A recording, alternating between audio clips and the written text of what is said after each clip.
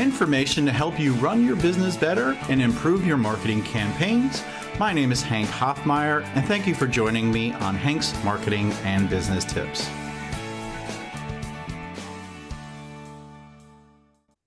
Welcome to episode 293 of the Hmbt podcast. Today, I'm joined by Al Safati. He is the CEO of Clarity Digital, which is an agency based in Irvine, California.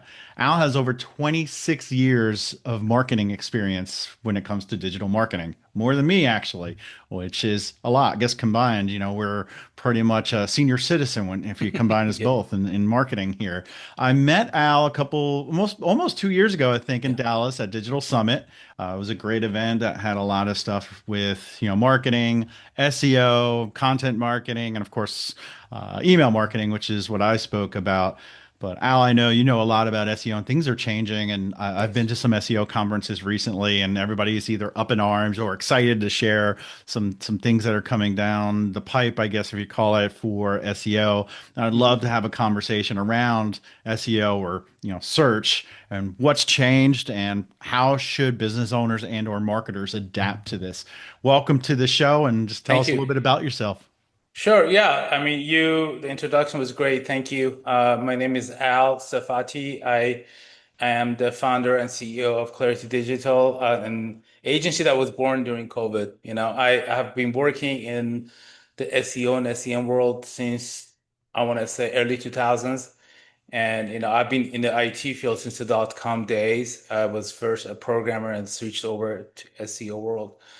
And and around, I always did stuff on the side, had a full-time job. Around COVID, there was a need for me to form this agency. And, knock on wood, we've been doing great so far. So I remember meeting you in Dallas, and at the time, AI was a part of conversation in the world of SEO.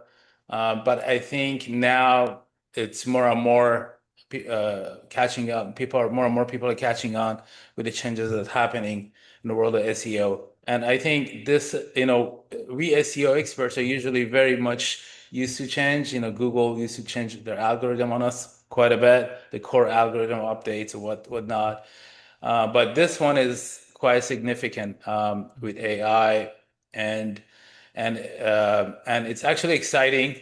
But you need to be able to adapt. And yeah, I'm more than happy to get into details of how to go about it if you like. But just wanted to see if you have any questions so far. Yeah, first and foremost, because you never know what people may know or may not know that are listening to this. Is SEO still important? And what do I need to know if I am just getting started or need to find out what is the most important thing to work on right now would be the first question.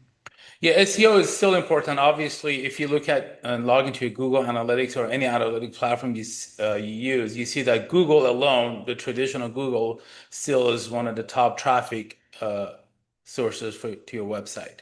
That the AI adoption is happening really fast, but there's still people that by habit they use the search on Google. On the more transactional searches, they're still using Google a lot. I use Google a lot when I'm looking for local businesses. I don't go to ChatGPT or Perplexity or anything like that because they have to, ChatGPT needs to think, whereas Google already has it figured out. It returns it really quick. On the very transactional searches, I'm still pretty much using Google. And there are people like my mom who just are barely catching on to the world of AI. So Google for the time being, the traditional SEO is very important. You should stay on top of it.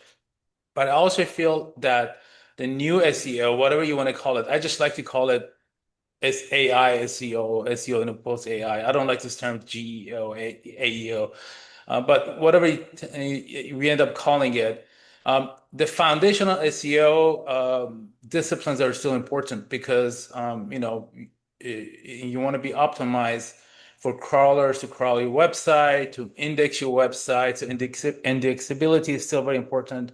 Having quality original content is still very important, but the tactics are going to change.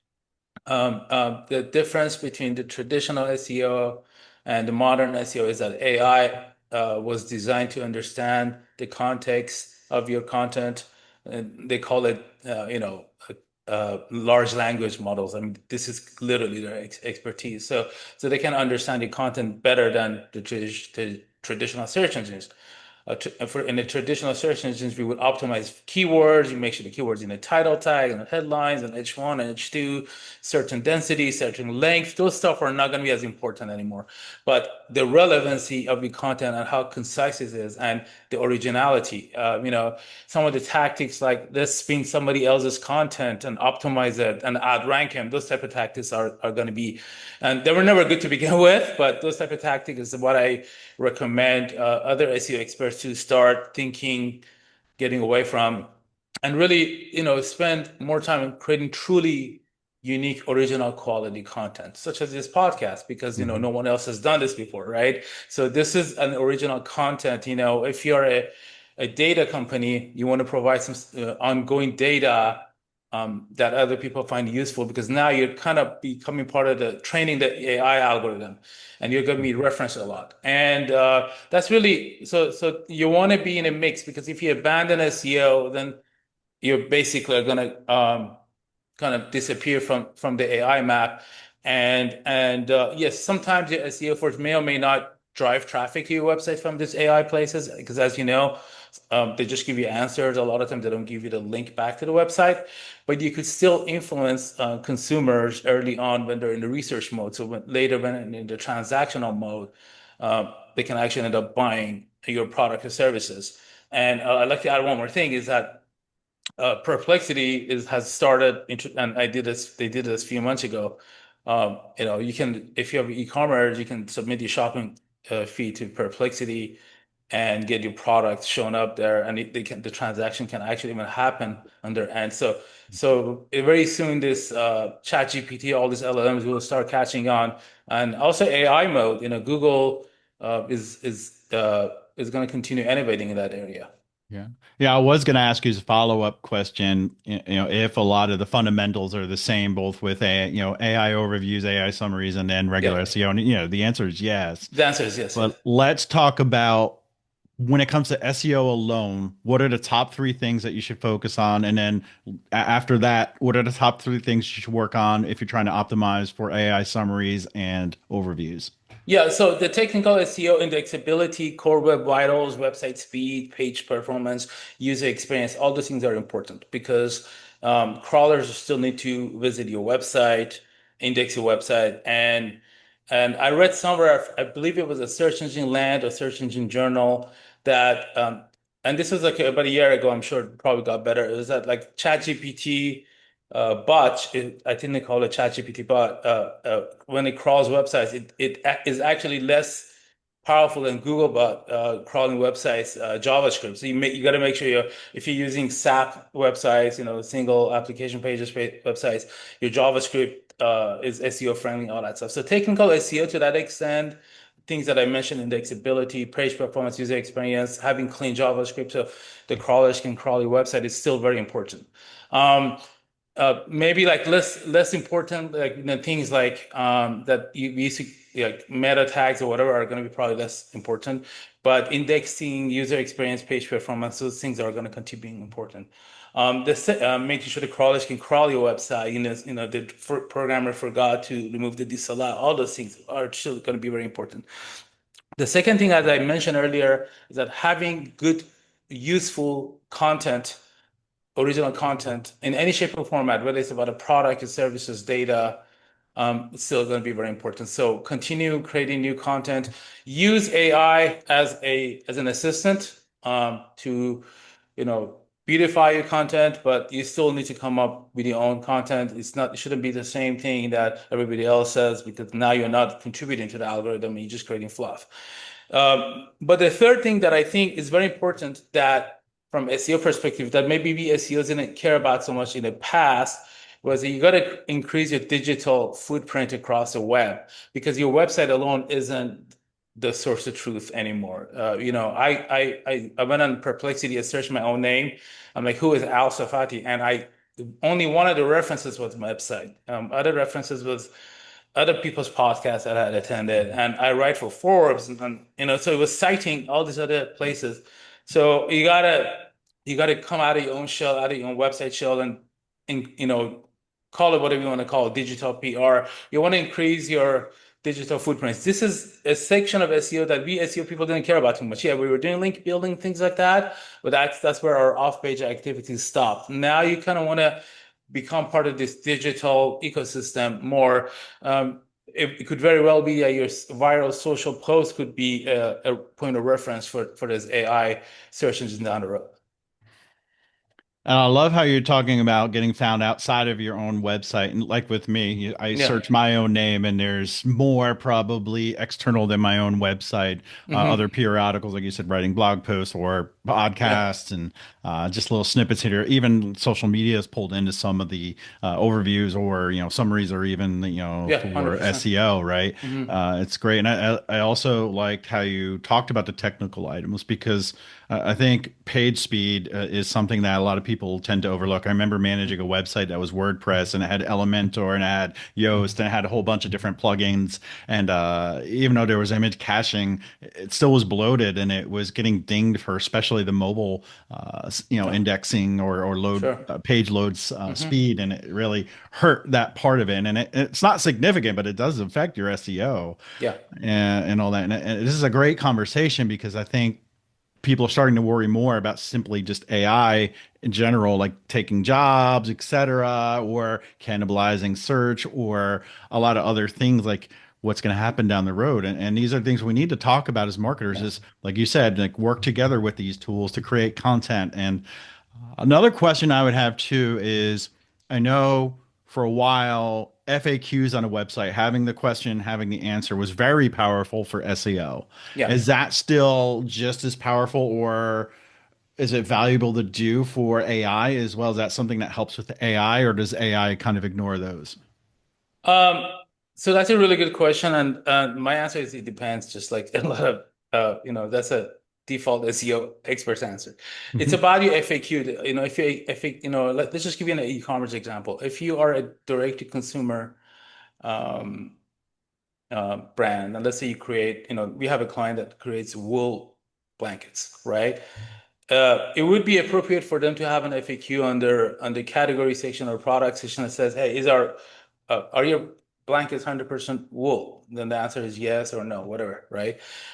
If it's useful and so that's a good FAQ because that also is training the AI engines that hey about the product. Basically, Mhm. is providing more context about the product because that's what Google and search engines and also AI LLMs need to understand the product better. So if the FAQ is actually useful, if it describes your product and services more, then my answer is yes, that FAQ is Right. good. But if it's just like, hey, let me do an FAQ just like because that's a tactic everybody else does, but there's not too much context or unique stuff in it that actually doesn't add a lot of value, then I would just say don't waste your time with Like that. if on the Kickbox website, Mhm. you had the FAQ, and the question was, is email validation important? And then you would answer it and say why that would be valuable, correct? Yes, yes, and, Right. and then and then maybe the follow-up question would be that for Kickbox, does Kickbox help with the email validation? How? Like and then maybe another question would be why Kickbox versus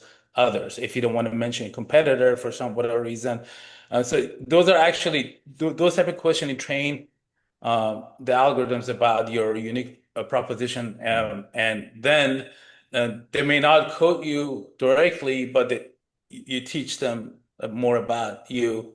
And from that perspective, FAQs are still important. But because they don't, but if you are just doing FAQ for to capture search traffic, because that's probably going to be like not a good tactic. So so Right. you just got to figure out where and when you need to have FAQs.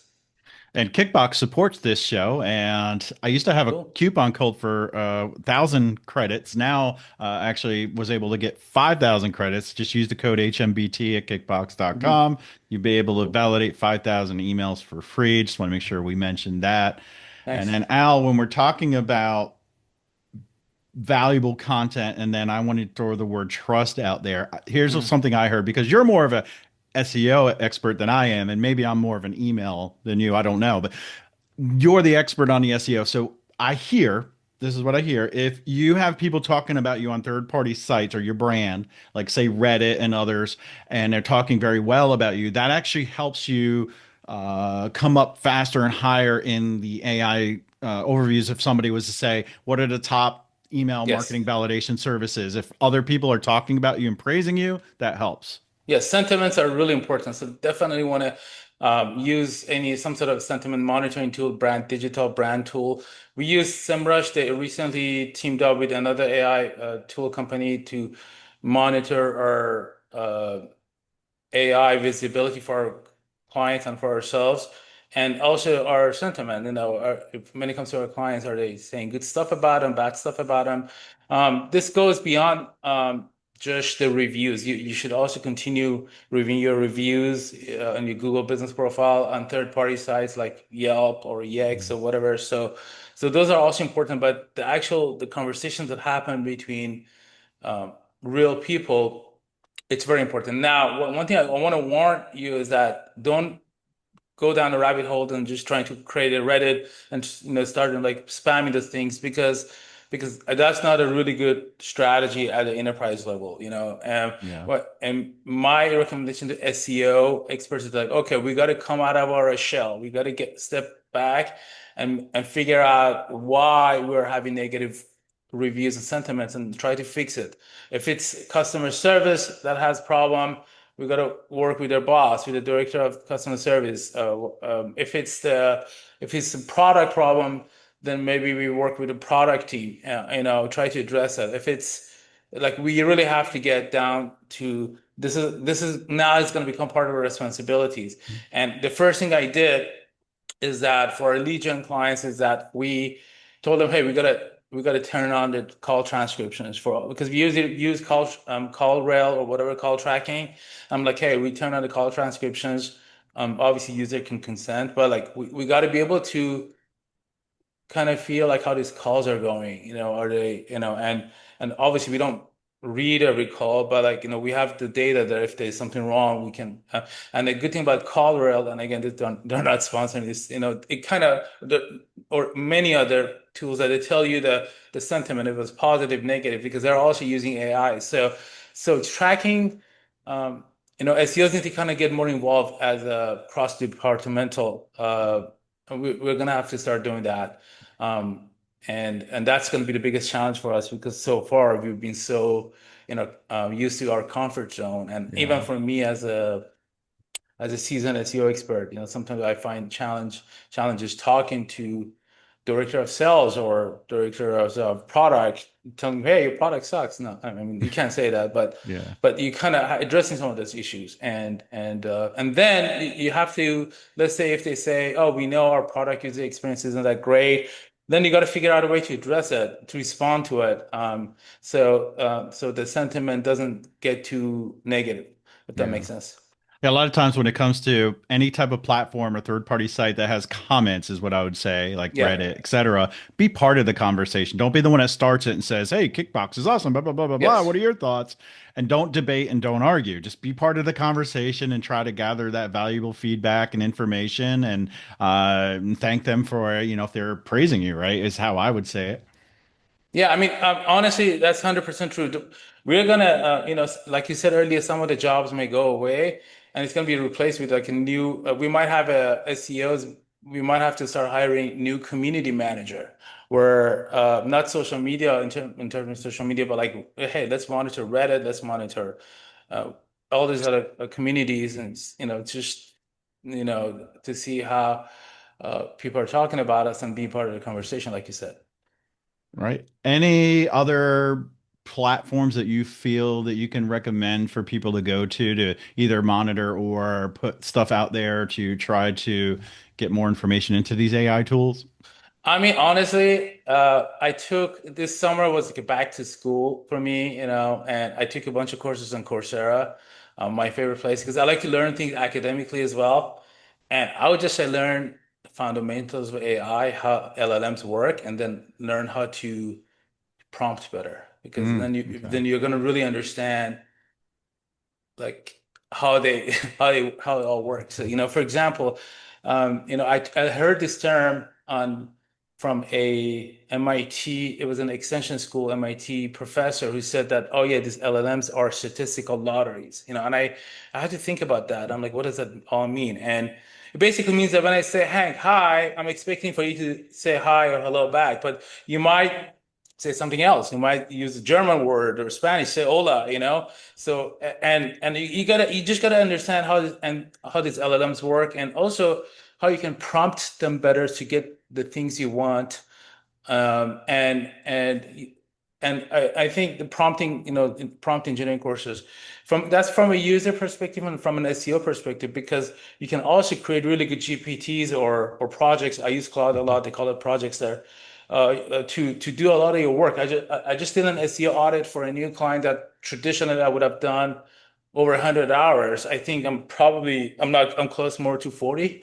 Hmm. And because I was able to vibe code and do a bunch of things that I couldn't do before. So take advantage of this transformation, learn it more, whether it's vibe coding, prompt engineering, and I think it would help you a lot. It helped me a lot, so that's why I'm recommending that. You bring up a good point, but why not go to the source? Like a chat GPT can use deep research, which is Yes. what that's called, and it's everywhere. It might be just called something different, but you can say, here's information about my company. Here's how I Hmm. feel our sentiment is. Can you help me find platforms where people are Yes. discussing my brand? How should I interact with them? Is there anything I'm not thinking of? Let it be, I like to call it a second brain. Let it be your second brain. And maybe it'll tell you, hey, there's a lot of people posting stuff and tagging you on Pinterest, and you would never think that. And then you can go Yes. over there and start doing some more 100%. marketing over there because, as marketers, we always say focus on, maybe up to three or so platforms heavily. Don't try to be on all whatever there is, 20, 30, 60 of them, right? Don't be on Blue Sky if you don't need to be, right? Yeah, 100%. I realized I didn't answer the second part of your question, which you did. Yeah, just ask ChatGPT which platform that I need to pay attention to, or Perplexity. I actually this morning, optimizing an e-commerce client of ours, I'm like, do you want for AI SEO, do you want long descriptions or do you want concise? And it says concise, but make sure you cover everything about the product. So basically, in the old way of SEO, we say write 500 words about the product and put the keywords everywhere. AI doesn't care about that, but AI wants to learn your product. So you want to mention, you got to mention, make sure that you mention all these features and dimensions and stuff like that. So, Mm. so, and a lot of times you could ask. My point is that you could actually ask LLMs, what should I do? If they can't do it, you can ask what are some of the top tools I can use. This has been my strategy because I'm getting targeted a lot with all these AI tools.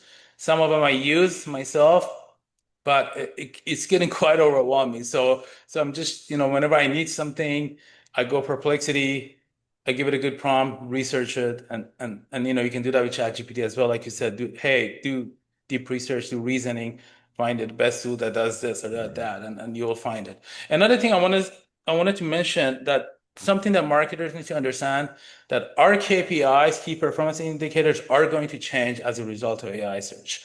It's going to be less and less about rankings and traffic, and it's going to be more and more about the whole attribution, multi-touch attribution, and that's Right. going to be the big challenge that we marketers have to, and especially SEO experts, solve because 3 or 4 years ago, okay, the way we reported on our work is like we did X amount of work.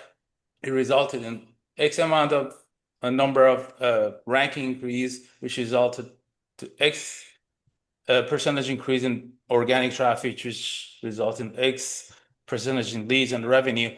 That linear attribution is kind of breaking, and Right. we gotta work with other marketers to figure out how we can report our progress. That doesn't mean that SEO isn't important. It's just going to be a little bit more challenging Hmm. to justify. So you got to have this more omni-channel approach and attribution to our KPIs, if that makes sense. Yeah. Well, this whole conversation was about how to adapt and bringing it Yeah. full circle, right? If Yeah. I had to write a prompt and got an answer from Al GPT around, how do I adapt, it would be SEO and the fundamentals and the best practices are still alive. Keep doing it, but really start shifting some focus, time, attention to learning about these AI tools, how they can help you with AI summaries, overviews, as well as your SEO, create Yeah. better content that is valuable. That's probably the answer that I would get from Yes. Al-GPT. Yes. Yeah, and and then that can actually, I noticed that I'm using email more, email marketing more because it's going to be less about ranking and lead generation and more about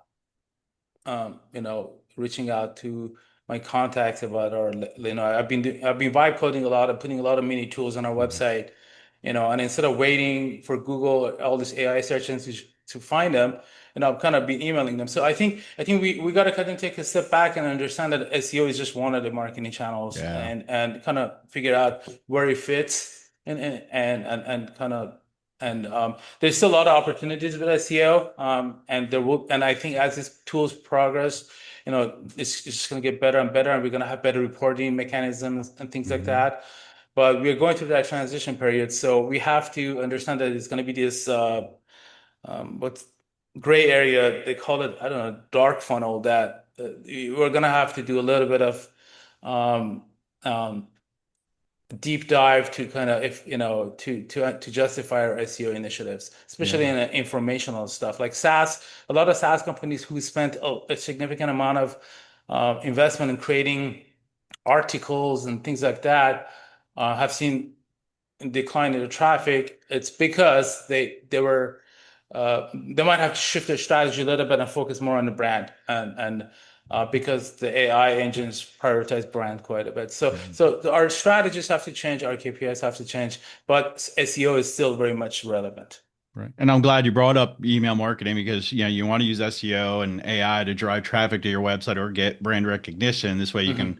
obtain those email addresses. And again, make sure that you're validating these email addresses when you collect Yes. them. So you're sending to a valid email. And if you missed it earlier, if you want to use Kickbox, go to kickbox.com, use the code HMBT for 5,000 credits. But Al, how can people find you, connect with you, and learn more from you?